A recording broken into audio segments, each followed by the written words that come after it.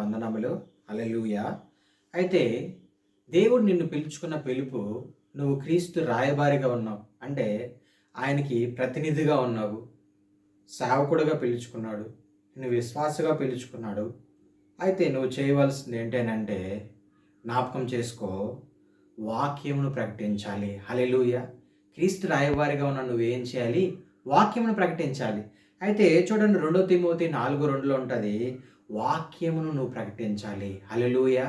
సమయమందును అసమయమందును నువ్వేమవ్వాలి? ప్రయాసపడాలి. నువ్వు ప్రయాసపడితే కానీ నువ్వేం చేయలేవు? వాక్యమును ప్రకటించలేవు. నువ్వు ప్రయాసపడితే కానీ ఆత్మలను రక్షించలేవు. నువ్వు ప్రయాసపడితే గానీ నువ్వేం చేయలేవు? సంఘమును కట్టలేవు. నువ్వు ప్రయాసపడితే గానీ నువ్వేం చేయలేవు? ఆత్మలను పోషించలేవు. ఆత్మలకి మంచి ఆత్మీయమైన ఆహారం కూడా నువ్వు దయచేయాలంటే నువ్వేమవ్వాలి? ప్రయాసపడాలి. చూడండి, ఒక తల్లి తన బిడ్డను కనాలనండి 9 నెలలు ఆమె ప్రసవ వేదన పడుతుంది. అనేక విధాలు అంటే 9 నెలలు పడుతుంది ఒక కుమారుడినైనా కుమార్తెనైనా ఈ భూమిపైకి తీసుకురావాలనండి.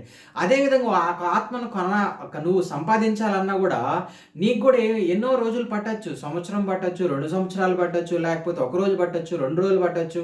లేకపోతే దేవుడు నువ్వు ప్రకటించిన వెంటనే కూడా అనేక మంది రక్షణ భాగ్యమును పొందుకోవచ్చు. అయితే నువ్వు రాయబారు అనేసి నువ్వు కామ్గా ఉండకూడదు. నువ్వు సువార్థికుడు అనేసి ఇంట్లో ఉండకూడదు. అయితే నువ్వు చేయవలసింది ఏంటి అని అంటే సత్యమును ప్రకటించాలి. సమయం లేదు, అసమయం లేదు. నీకెప్పుడు టైం దొరికినప్పుడు అంతా దేవుని పనిని నువ్వేం చేయాలి? ప్రకటించాలి. నేను యేసుక్రీస్తు నన్ను పిలుచుకున్నాడు అని నేను ఇంట్లో పడుకోంటే సరిపోదు. దేవుని పని నువ్వు చేయాలి. సత్యమును ప్రకటించాలి. సత్యము అనంటే ఈ వాక్యమును యేసుక్రీస్తు నిజమైన రక్షకుడు.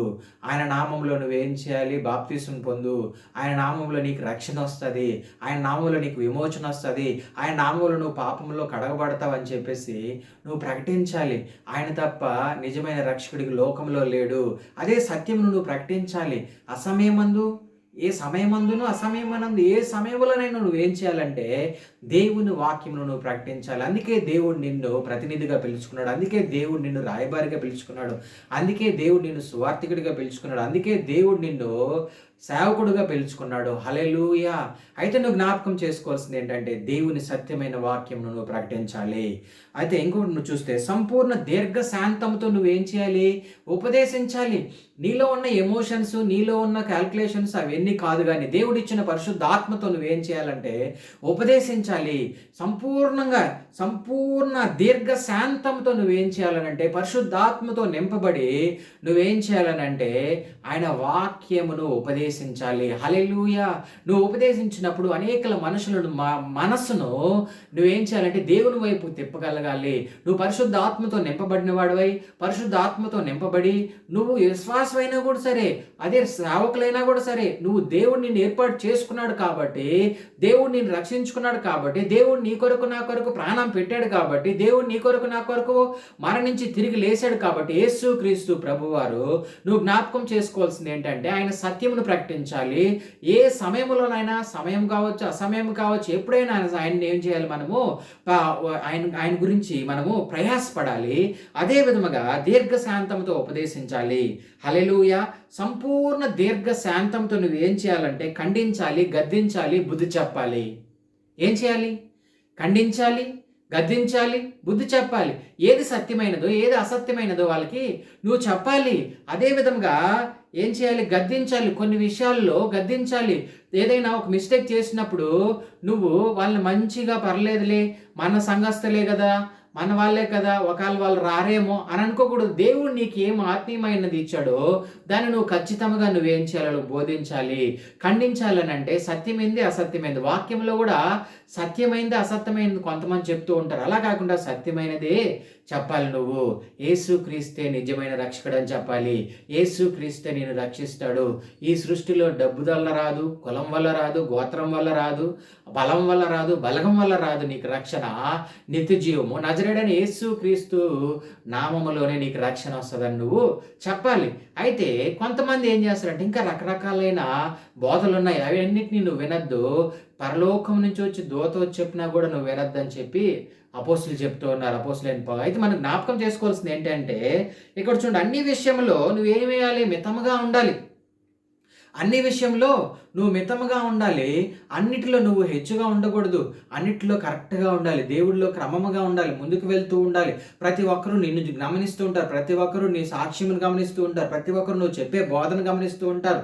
ప్రతి ఒక్కరు నీ నడిచే నడకను కూడా గమనిస్తూ ఉంటారు కాబట్టి నువ్వు అన్ని విషయంలో నువ్వేమై ఉండాలంటే మితముగా ఉండాలి. తగ్గించుకొని ఉండాలి.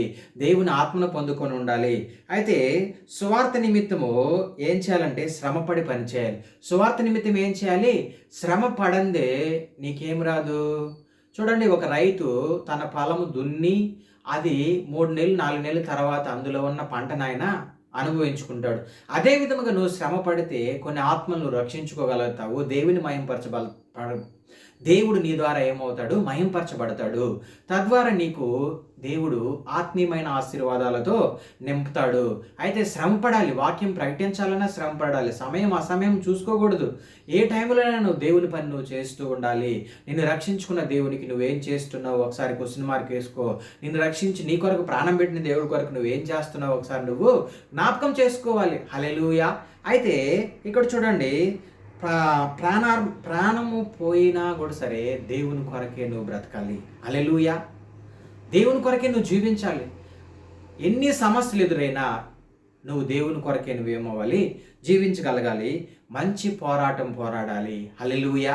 అపొస్తలుడైన పౌలు చెప్తూ ఉన్నాడు ఇక్కడ తిమోతి రాసిన పత్రికలో, నువ్వేం చేయాలి? మంచి పోరాటం పోరాడాలి. దేంట్లో? దేవునిలో.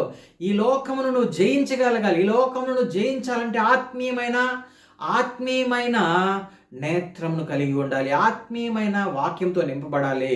అప్పుడే నువ్వు వెళ్ళిన ప్రతి ఒక్క దగ్గర దేవుడు నీకేమిస్తాడంటే విజయమునిస్తాడు.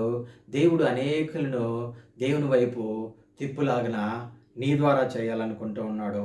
అయితే నువ్వు ఏం చేయాలంటే సత్యమైన వాక్యమును ప్రకటించేవారుగా ఉండాలి. హల్లెలూయా. దేవుడు నిన్ను నన్ను అందుకే పిలుచుకున్నాడు.